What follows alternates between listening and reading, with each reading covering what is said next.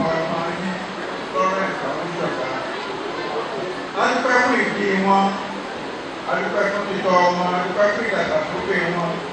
Adúpẹ́ gbogbo ẹ̀kọ́ tí wọ́n ti ní, adúpẹ́ fún ilé jẹ ìkọ́ fún wọn, adúpẹ́ fún àwọn ọmọdé ìdáná lọ́dá, adúpẹ́ fún àlàáfíà ara àti ìkọ́kàn jẹ ìdí fún wọn. Adúpẹ́ tó jẹ́ pé ìrìnàjò ọjọ́ ìjà sí àyọ̀ fún wọn. Wọ́n pa léde, wọ́n pa lérò, wọ́n múra rẹ̀ sílẹ̀. Ó túmọ̀ òrùba tí wọ́n lò jẹ́. Láyàjọ́ ọjọ́ òní inú wọn ìtayọ̀ wọ́n sì mọ́. Bàbá wọn kọ̀ọ̀kọ̀ ẹ̀wọ̀n wá, Olúwa tẹ́wọ́ gba ẹ̀jẹ̀ wa. Adúpẹ́ bàbá wa àti Ọlọ́run ẹlẹ́dàá fún àwọn ìdílé èyí tí wọ́n tó kọ̀ mọ́. Ilé ìjọba wálé, ilé agbójú ọ̀gá. Adúpẹ́ bàbá àti ìfẹ́lọ́run fún àwọn àgbà, àwọn ọmọdé tó wà nínú àwọn ìdílé náà.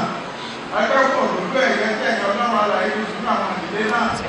Adúpẹ́ àwọn tí wọ́n ṣe ń láyọ̀ láyàjọ́ ọjọ́ òní ọjọ́ ìfẹ́ ọmọ rẹ̀. Ọlọ́run àgbáyé wa kọ̀ọ̀fẹ́ kò parí wa. Àgbàdúrà àjálù púpọ̀ tó ní wọnú lé lọ. Nínú agboolé ní àìlóṣù aláyè kò fi ní báyọ̀. Lẹ́jọ́ lónìí ètò ní báyọ̀ nílẹ̀. Ìbẹ̀rẹ̀ ayọ̀délé ìlú máa jẹ́ nínú ìjẹ́ ìkọ̀ọ̀kan yín. Àgbàdúrà lórúkọ Jésù àṣẹ láti gbé. Àwọn àgbàdúrà gbogbo ẹ̀yìn aṣọ ìdíjẹ́ ìjàpọ̀ ọmọ yín lára. Àwọn kábíyèsí wa, àwọn olóyè wa, àwọn ará, àwọn ẹbí, àwọn ọ̀rẹ́. Àmọ́tẹ́ kẹ́sìkẹ́ wọn táwọn náà yọ lónìí àgbàdúrà lórúkọ Jésù nípa ìyọ̀ níjẹ́. Gbogbo ẹ̀yìn tẹ́ ti fi ọmọ àádọ́rin ọdún láyé ipò níje nípa ọ̀rọ̀. Àìsàn ti ṣe ìtọ́jọ́ àìkójú aláyè kò ní gbé báyé o. Gbogbo ẹ̀yìn tẹ́ ti nàkàtẹ́ ń wọ ọjọ́ àádọ́rin lókèèrè adébáyé láyọ̀. Ọjọ́ ayọ̀ ní Jésù ní ìbàjẹ́. Ọjọ́ òní ìbàjẹ́. Ayé òní ìbàjẹ́. Ọjọ́ ìfọ̀kàn ní àtàlẹ́. Àgbàdúrà lórúkọ Jésù ẹ̀sìn sẹ́kù. Àìsàn tó gbọ́ òbàdé tí ó gbọ́ kò ní lè mọ́lẹ̀. Òun kò ní pa ẹni pọ̀ ọ̀sán. Òtítọ́ kò ní pa ẹni pa òun. Àgbàdúrà bàbá rẹ̀ kékeré kàtà kí màmá tó fẹ́ kí ojú ayé kú. Àwọn alólójú ta kí lórí kàló lè bàjẹ́ ìtàtàtẹ̀ ní kábàárì. Láti lò sí gbogbo agbára bẹ́ẹ̀ kó nà kó lòdì sí wọn.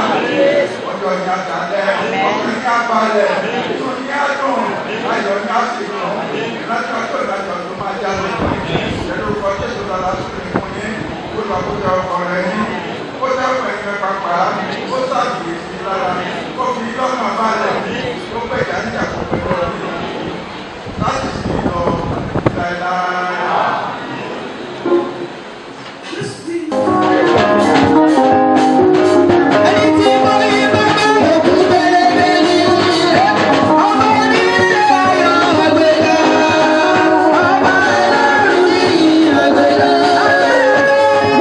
Thank you.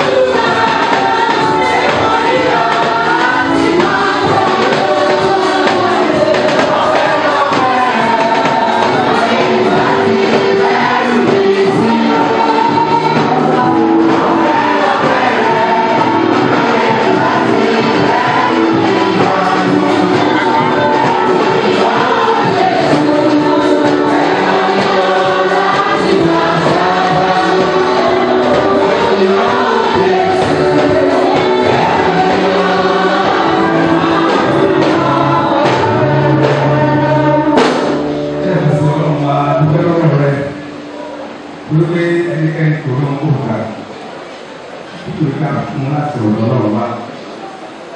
Iṣẹ́ fún màmá ayọ̀ olóko pé ọjọ́ òní tí wọ́n dá síwájú ìbámuláyọ̀ rẹ̀ ẹnìkan kan wá arójú aráyè ọlọ́run bá ọ̀rẹ́ wa. Ọpẹ́ náà lè ta tó wá síwájú rẹ̀ ní aṣọ ìgbà lọ́wọ́ wa. Ó lè fi màmá lórúkọ Jésù lẹ́yìn àádọ́rin ọdún ẹ̀mí sàárẹ̀ wa. Gbogbo kan kò ní ṣubú lórí o, àbáhùn kò ní sún àgọ́ yín. Tó bá ti bẹ sẹ́yìn sí bẹ láì tó bá wọn mọ́, ọlọ́run kí ni lọ́wọ́ ẹ̀mí kò ní sọ fún wa. Ó lè fẹ́ pẹ́ tó ló di ayé ọ̀run ọ̀run ìlọ́wọ́ wa. Ọ̀rọ̀ náà ní kó bá tó wà sí mọ́. Ó ṣe náà ṣe ṣàwọ́dún, ó náà ṣàwọ́dún ṣẹ̀mí lónìí àti láéláé.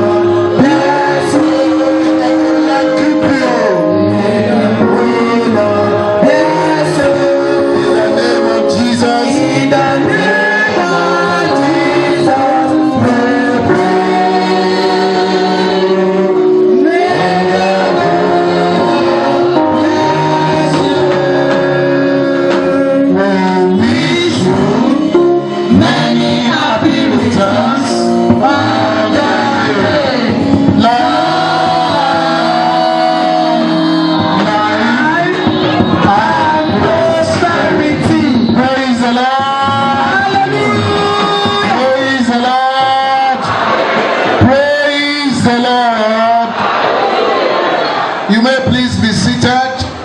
Notices for 2 minutes. Yàrá concern and venerable Puma Akin Wande. I'm saying this under the incumbency of the Bishop of Ijebu and the Right Reverend Doctor and Professor Mrs. Bimbo Oludupe. We are asked to acknowledge everybody that are here and that is here, that the Lord will grant you the message to your destination in the name of Jesus Christ. We have other clergymen and clergy wives here present, and especially those that have given special number, even though they have left, and some of them are still here. The clergy wives from Ijebu Diocese, Ijebu North, and Ijebu Southwest, and from other dioceses that we came to celebrate our destinations. Permit me to thank all the members of the Guild of Seaworld, especially the Diocesan Guild of Seaworld in the Ijebu Anglican Diocese, all the leaders, the choir, both the choir here and St. John's Eredu. You are heartily welcome.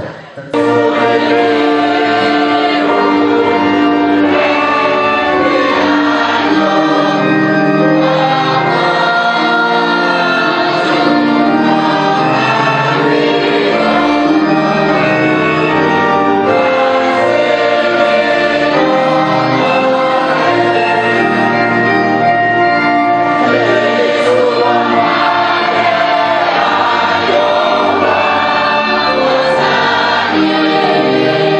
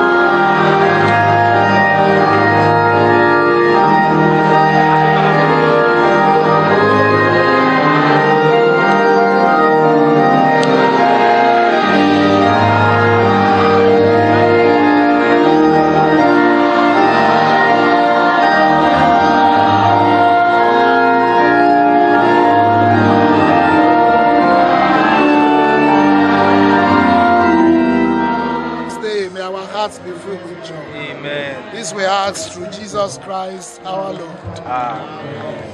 Praise the Lord. Hallelujah. Praise the Lord. Hallelujah. Praise the living Jesus. Hallelujah. Thank you very much, everyone. The Lord bless you. Mommy, congratulations.